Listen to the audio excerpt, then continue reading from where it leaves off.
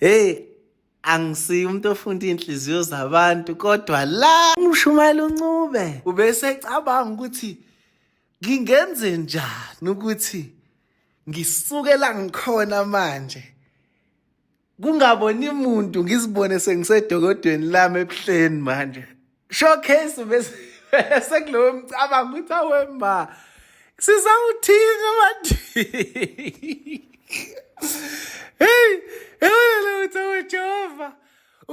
Showcase bese ecabanga ukuthi inkosi ngize ngigibele ibhanoyi ngizohlala le nezikhulu ngivele kumabonakude kodwa kujike ngizoba ihlaya.